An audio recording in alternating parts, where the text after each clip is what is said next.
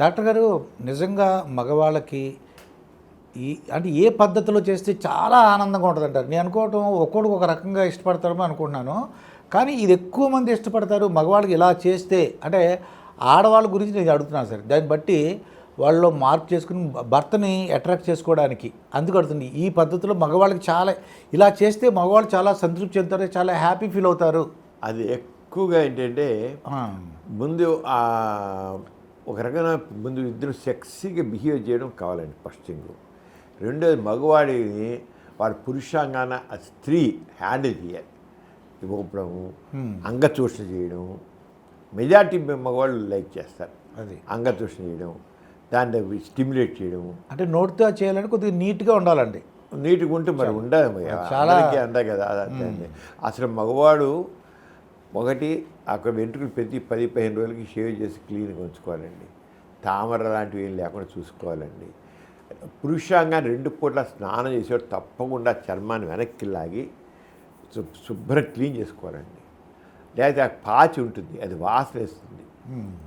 అందుకని చాలా మగవాళ్ళు వాళ్ళ పురుషాంగాన్ని క్లీన్గా ఉంచుకోవాలి అనుకోరు, వాళ్ళు తెలియదు. అలాగే సెక్స్ అయిపోగానే మగవాడు లేచి వాష్ చేసుకోవాలి, తప్పు నీళ్ళతో వాష్ చేసుకోవాలి. దాన్ని అలా వదిలేస్తే మన్నాడు దానికి లేనిపోయిన ఇదని వస్తాయి. ఎందుకంటే లేడీస్లో దాంట్లో కొద్దిగా తెల్లబట్ట అవుతుంటుంది కదా, దాంట్లో ట్రైకోమోనాస్ అని, ముల్లేస్ అని, అవన్నీ ఉంటాయి. ఉండేటికి దాంట్లో కొంత చిన్నపాటి ఇన్ఫెక్షన్స్ వల్ల మగవాడు పురుషం కందినట్లలాగా అవుతుంది. అంచేత అయిపోగానే మగవాడు ఆడవాళ్ళైనా సరే పైన వాష్ చేసుకోవడం, లోపల కాదు కానీ పైన ఆడవాళ్ళైనా సెక్స్ అయిపోయాక పిల్లలు కావాలని వాళ్ళు మొత్తం లేవకుండా ఉండాలి, వాష్ చేసుకోకుండా ఉండాలి. కానీ పిల్లలు పుట్టడం అయిపోయిన వాళ్ళు మాత్రం లేడీస్ కూడా తప్పకుండా సెక్స్ అయిపోయాక లేచి వాష్రూమ్కి వెళ్ళి దాన్ని వాష్ చేసి క్లీన్గా కడుక్కోవాలి. అలాగే మగవాళ్ళు కూడా దాని పురుషాంగాన్ని శుభ్రంగా చర్మ వేసి సోపెట్టు కూడా చేతుకోవచ్చు. ఆ విధంగా చేసి తీరాలి. అప్పుడు దాన్ని ఏమన్నా సెక్స్ హైజీన్ అంటాం. ఈ సెక్స్ హైజీన్ ప్రతి ఒక్కరికి మాత్రం తెలియాలి. ఈ సెక్స్ హైజీన్ తిరిగిపోవడం వల్లనే రకరకాల జబ్బులు మగవాళ్ళకి వస్తున్నాయి, ఆడవాళ్ళకి వస్తున్నాయి. అందులో షుగర్ జబ్బు ఉన్న వాళ్ళకైతే షుగర్ కంట్రోల్ సరిగ్గా పెట్టుకోకపోతే బెల్నోపాస్టేట్స్ అని చర్మం పుండైపోవడం, పగులు రావడం, బిగుసుకుపోవడం, ఇన్ని రకాలుగా అయిపోతాయి. అంచేత ఆ సెక్స్ హైజీన్ ఎవరు తెలుసుకొని జాగ్రత్తగా ఉంటారో, షుగర్ ఉన్నప్పటికీ అంత షుగర్ కంట్రోల్ లేకపోతే ఎంత క్లీన్గా ఉన్నా వచ్చేస్తుంది, ఒక వేరే విషయం. కానీ షుగర్ ఉంటే మాత్రం కలిగి అందులో ఈ రోజుల్లో పూర్వకాల షుగర్ అంటే 60 ఏళ్ళు 70 ఏళ్ళకి షుగర్ అనుకునేవాడు. ఇప్పుడు 20 ఏళ్ళు 30 ఏళ్ళకి షుగర్ వచ్చేస్తానండి. కారణం ఏంటంటే వాళ్ళ డైట్. రెండోది అంటే ఎక్సర్సైజ్ లేకపోవడం, ఏమాత్రం ఎక్సర్సైజ్ లేకపోవడం, డైట్ మరి ఇష్టం తీసుకోవడం. దాంతో మరీ ఎక్కువైపోయింది షుగర్ అనేది. మేము చదువుకున్న రోజుల్లో నా 60 ఏళ్ళు అప్పుడునే షుగర్, తక్కువ 35 సంవత్సరాలు ఉంటే ఇన్సులిన్ డిపెండెంట్ డయాబెటీస్ అనుకునేవాడు. ఇప్పుడు అలాగేంటి మామూలు 20 ఏళ్ళ చిన్న పిల్లలకండి, స్కూల్ పిల్లలకి, హై స్కూల్ పిల్లలకి షుగర్ చూస్తున్నాం. అయితే ఇప్పుడు ఈ భర్తకి నీట్గా అంటే భర్తని అట్రాక్ట్ చేసుకోవాలంటే ఆడవాళ్ళు అంటే మగవాళ్ళు ఏ విధంగా సంతృప్తి చెందుతారు? అంటే మీరు చక్కగా నీట్గా ఉండాలి, అది అంగం శుభ్రంగా నీట్గా ఉండాలి, రోజు స్నానం చేయాలి, ఆ కార్యక్రమం ముందు చెమట వాసన లేకుండా ఉండాలి. చెమట వాసన లేకుండా చాలా మగవాళ్ళు చెమట వాసన వేస్తుంటారు. చెమట వాసన వేస్తే వారు డియోడ్రెంట్స్ కొట్టుకోవడం కానీ పౌడర్ వేసుకోవడం కానీ చేయాలి. చాలా మంది మగవాళ్ళు స్నానం చేసినా కొద్దిసేపటికి చెమట వాసన వేస్తుంటారు. మనతో వెంటనే సెక్స్ అంటే ఇష్టం లేకుండా పోతుంది, ముఖం వచ్చేస్తుంది. అంచేత ఎప్పుడు కూడా కావాలంటే నిజంగా చెమట పెట్టే మగవాళ్ళు ఉంటారు, కొద్దిగా ఎక్కువ పడుతుంది, స్నానం చేసినా చెమట పడుతుంటుంది. వీళ్ళ మీద డియోడ్రెంట్స్ అంటే వాడుకోవాల్సిందే తప్పకుండా. అలా ఉంచుకుని రెండోది ఏంటంటే వాళ్ళ ఇంట్రెస్ట్ మాకు ఆడదానికి మగవాడికి ఇంట్రెస్ట్ ఎప్పుడు అంటే ఆడది కొద్దిగా సెక్సీగా బిహేవ్ చేయాలి, ముద్దు పెట్టుకోవడం, తన ఉక్షోదాలని కాస్త ఎగ్జిబిట్ చేయడం, విషయం. తర్వాత ఎక్కువ తన సెక్సీ బిహేవియర్తో మగవాడు అవుతాడు. సెక్సీ బిహేవియర్ కావాలి, మాటలు, కొద్దిగా రెచ్చగొట్టే మాటలు, వాడిని పొగడడం అంటే అప్పుడు ఆ బిహేవియర్ ఏదో కావాలి మాటలు కాదు, నిదానం స్టెప్ బై స్టెప్ వెళ్ళి ఉండాలి. అప్పుడు వాడు వైపు నుంచి కూడా రెస్పాన్స్ వస్తుంది ఖచ్చితంగా. ఇన్సల్టింగ్ మాటలు మాత్రం వాడకూడదండి. ఇప్పుడు జరిగేదండి సెక్స్లో వేస్ట్ ఫెలో అని అందనుకోండి, అంతే వాడు మూడంతా పోతుంది.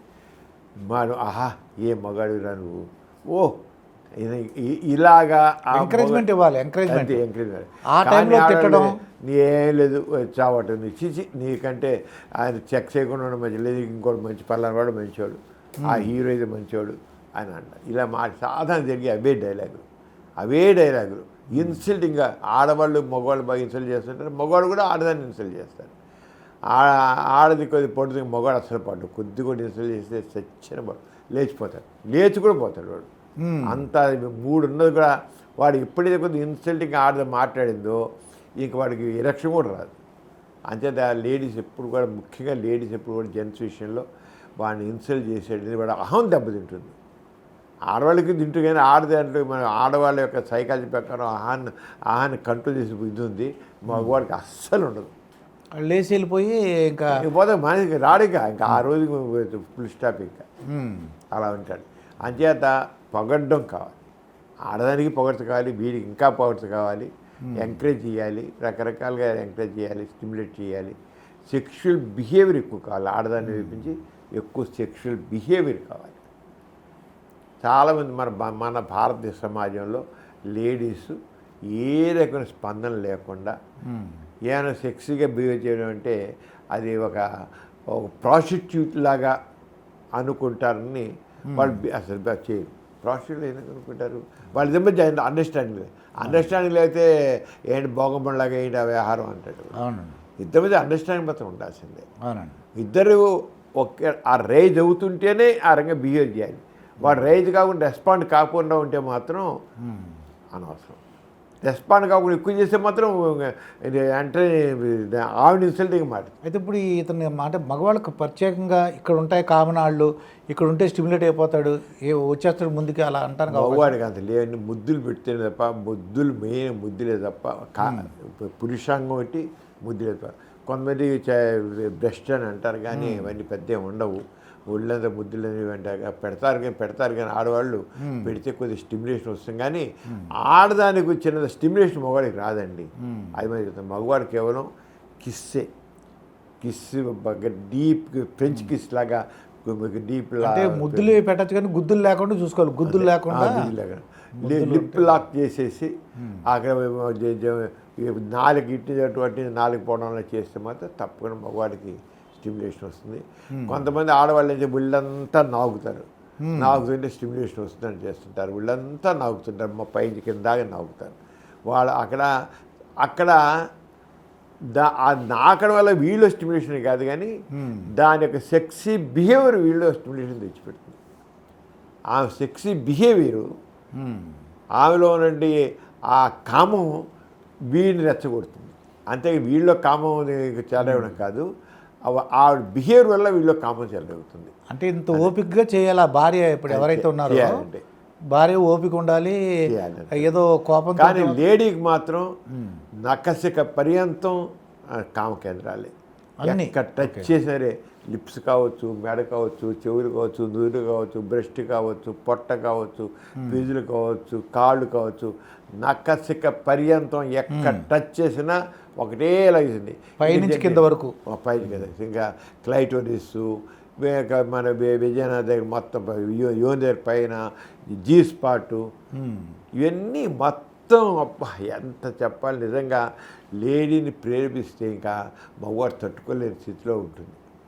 అంత ఇదిగా ఆమె ఇది అయిపోతుంది, బాగా టాప్కి వెళ్ళిపోతుంది. ఎందుకంటే ఆ శరీరం అంతా ఇదే.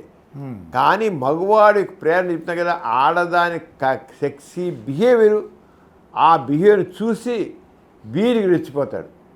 అంతేకాని వీడికి ప్రేరణ వచ్చి కాదు, ఆ బిహేవియర్ వాడికి ఇక్కడేమో వాడు మనసు స్పందిస్తుంది, లేడీకి శరీరం స్పందిస్తుంది, దాంతో మనసు స్పందిస్తుంది. లేడీకేమో బాడీ మైండ్ రెండు కూడా ఈక్వల్గా స్పందిస్తాయి లేడీకి. మగవాడికి ఏమో ఎక్కువ మైండ్ ఎక్కువ స్పందిస్తుంది, లేదా పురుషాంగం లిప్స్ ఎక్కువ ఉంటాయి. అంచేత మగవాడిది మైండ్ మనస్సు, లేడీకి మనసు తనువు రెండు కూడా ఒకటే పద్ధతిలో రెండు స్పందిస్తాయి. నమస్తే నమస్తే అండి.